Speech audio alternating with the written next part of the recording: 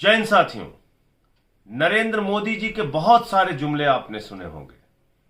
कभी 2 करोड़ रोजगार देने का जुमला, कभी पकौड़ा बेच के रोजगार पाने का जुमला, कभी गोबर बेच के रोजगार पाने का जुमला।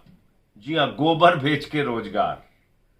और उस वक्त ही मैंने कहा था कि जिन लोगों के दिमाग में ही गोबर भरा है वो आपको रोजगार नहीं दे सकते।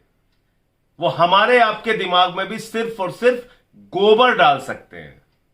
पहले मोदी जी का ये उत्तर प्रदेश के चुनाव में किया गया आपके साथ वादा सुनिए और फिर आगे की बातें करते हैं। ये सुनिए। भाइयों बहनों, जो पशु दूध नहीं देता है उसके गोबर से भी आय हो, ऐसी व्यवस्था मैं आपके सामने खड़ी कर दूंगा भाई। और एक दिन ऐसा आएगा कि छुट्टा जो पशु है ना, लोगों को लगेगा यार घर में इसको बांध लो, इससे भी कमाई होने वाली है। सुन लिया आपने? ऐसे तमाम जुमले जब मोदी जी आपके सामने बोलते हैं तो आप अपने दिमाग पर जोर नहीं देते। आप चिल्ला चिल्ला के नारे लगा रहे होते हैं, तालियां बजा रहे होते हैं, जिंदाबाद कर रहे होते हैं कि चलो अब पकौड़े से रोजगार मिल गया, चलो अब गोबर बेच के हम रोजगार कमाएंगे, चलो अब 2 करोड़ नौकरियां हिंदुस्तान के नौजवानों को मिलेंगी।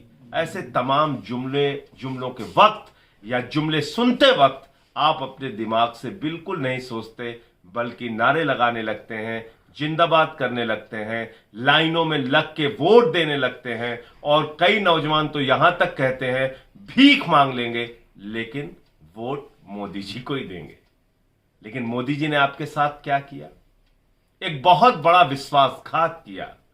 हिंदुस्तान के 20 करोड़ नौजवानों के साथ एक बहुत बड़ा विश्वासघात किया। हमारे देश के सेना के गौरव को घटाने का काम किया। पिछले कई वर्षों से हमारे नौजवान प्रतीक्षा में थे। कोरोना के कारण सेना की भर्ती नहीं हो रही थी, यह सरकार की दलील थी। बार बार आपसे झूठ बोला जा रहा था, सेना भर्ती नहीं की जा सकती, नहीं की जा सकती। आप उसके कई वर्षों पहले से तैयारी कर रहे थे सेना में जाने के लिए। सेना की जो कुछ भर्तियां हुई भी थी उसमें आज के नियमों के हिसाब से भारी संख्या में नौजवान ओवर एज हो चुके हैं, यानी कि उनकी आयु सीमा खत्म हो चुकी है। अब कौन सी योजना आ गई? अग्निपथ योजना। एक बड़ा भड़काऊ सा, एक बेहतरीन सा नाम दिया गया, अग्निवीर। अग्निवीर बनो। कैसे अग्निवीर बनो? 4 साल सेना में जाके नौकरी करो। 4 साल, यानी सेना में भर्ती होने के लिए पहले तो आप 4 साल तैयारी कीजिए, अपने आप को सेना में भर्ती होने लायक बनाइए, फिर 4 साल वहां पर नौकरी कीजिए और उसके बाद आपको निकालकर बाहर कर दिया जाएगा। फिर बेरोजगारी का कटोरा लेके आप दर दर घूमते रहिए। यह योजना लाई किसके लिए गई है? यह योजना दो कारण आपकी जिंदगी में पैदा करेगी। या तो आप बेरोजगारी के कारण हताश होकर आत्महत्या करने के लिए मजबूर हो जाओगे, या कहीं किसी प्राइवेट कंपनी में सिक्योरिटी गार्ड की नौकरी खोज रहे होगे। यह प्राइवेट कंपनियों के लिए योजना लाई गई है। नरेंद्र मोदी जी की सरकार ने एक सौगात दिया है प्राइवेट कंपनियों को कि चिंता मत करो, अब तुमको ट्रेंड सैनिक मिलेंगे और सिक्योरिटी गार्ड के लिए मिलेंगे। तुम्हारे घर, तुम्हारे दफ्तर के सामने वो तुम्हारी नौकरी बजाएंगे, सिक्योरिटी गार्ड का काम करेंगे। उनके ट्रेनिंग का प्रबंध हम कर रहे हैं, सेना में भर्ती देंगे। अब सिक्योरिटी गार्ड के लिए प्राइवेट कंपनियों को ट्रेंड सैनिक खोजने की जरूरत नहीं पड़ेगी। 4 साल की ट्रेनिंग मोदी जी दे रहे हैं उनके लिए। और आज पूरे देश के अंदर नौजवानों में आक्रोश देखने को मिल रहा है। जगह जगह आंदोलन हो रहा है, जगह जगह नौजवान सड़कों पर उतरा हुआ है। वो कह रहा है अर्थी दे दो या भर्ती दे दो, यानी कि चाहे हमारी जिंदगी ले लो या फिर नौकरी दे दो। 17 साल की सेना की भर्ती, 17 साल वाली नौकरी, जिसके लिए पिछले दिनों कई नौजवानों ने अपने बूढ़े मां बाप को चिट्ठी लिख के पेड़ पर फंदा डाल के फांसी लगा ली और ये दुनिया छोड़ के चले गए और कहा कि बापू अगले जन्म में आएंगे तो हम सेना की नौकरी करेंगे। ये हरियाणा का किस्सा है। ऐसे बहुत सारे किस्से, सहारनपुर, हरियाणा, बुलंदशहर।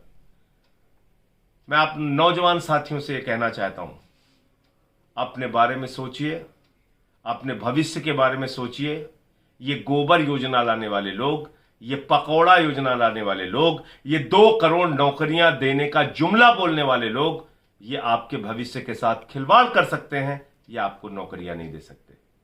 आदरणीय नरेंद्र मोदी जी ने ये जो नियम लागू किया है, ये देश के सेना के गौरव को भी घटाएगा, क्योंकि 4 साल की नौकरी के लिए अगर कोई आदमी वहां पर सेना में अपनी सेवाएं देने के लिए जाएगा, उसके अंदर ना वो भाव रहेगा, ना निष्ठा रहेगी, और 25% की जो आपने लोगों को कंटिन्यू करने की जो लिमिट रखी है, उसके कारण से पूरी ऊर्जा नौजवानों की इस बात में लग जाएगी कि वो अपने सुपीरियर अधिकारी को, अपने वरिष्ठ अधिकारियों को खुश कैसे रखें, जिसके कारण उनको 25% की श्रेणी में रखा जा सके। वो देश के लिए सेवा देने का, जान देने का, देश के लिए सीमा की सुरक्षा करने का जो जज्बा है, उसको मोदी सरकार ने इस फैसले से खत्म करने का काम किया है। ये देश के नौजवानों के पेट और पीठ दोनों पर लात मारने का काम नरेंद्र मोदी जी की सरकार ने किया है। ये एक ऐसा फैसला है जो काले अक्षरों में लिखा जाएगा। भारत के नौजवान, भारत के करोड़ों नौजवान देश के प्रधानमंत्री नरेंद्र मोदी को इस विश्वासघात के लिए कभी माफ नहीं करेंगे, क्योंकि इन्हीं नौजवानों ने नरेंद्र मोदी जी को अपने कंधे पर उठाकर सत्ता के शिखर पर पहुंचाया 2014 में, सत्ता के शिखर पर पहुंचाया 2019 में, और बार बार उनको नौकरियां देने का वादा करके विश्वासघात और धोखा किया गया। इसलिए नौजवानों से मैं कहना चाहता हूं, जागो, आप जागिए और अपने हक के लिए अपनी आवाज को बुलंद कीजिए।